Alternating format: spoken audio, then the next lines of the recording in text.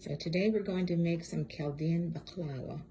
I know most of you call it baklava, but we call it baklawa.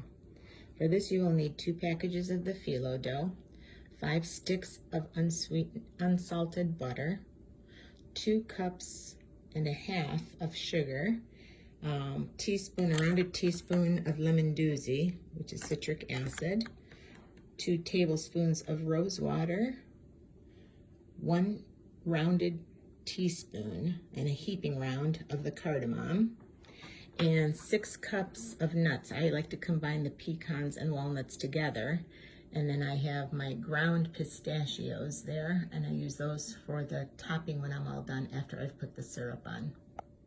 We start by making our syrup and then clarifying the butter. For the syrup, you will do the 2 cups of sugar with 1 cup water and 1 teaspoon of lemon doozy. Turn the stove on to medium heat and let that come to a light boil. And then we'll follow up and show you what you do next with that. Next, we put our sticks of butter in a saucepan and also on medium heat. We melt the butter and bring it to a boil. And then what we have to do is clarify by removing all the foam from the top, and then let the butter just settle, and we will only use the oils for the baklava or baklawa. Once it comes to a boil, you want to keep stirring it, and then your mixture will start getting a light golden yellow tone to it. Then you can test the syrup, and I'll show you how to do that when we reach that point.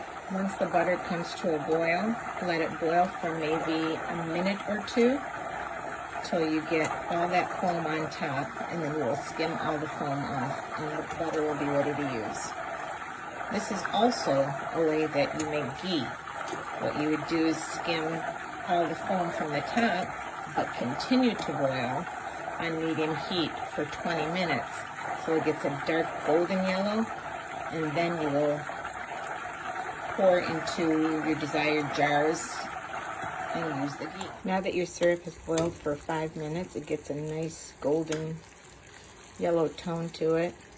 So what you're going to do is you're going to grab a little bit of it and just kind of move it around in the spoon.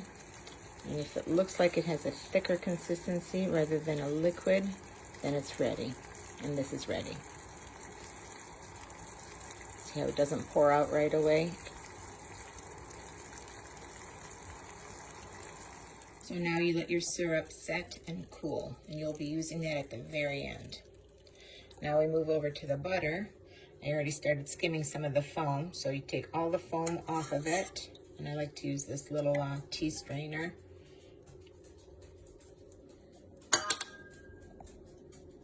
And then you will only use the oil portion of it for your when you start making the baklawa.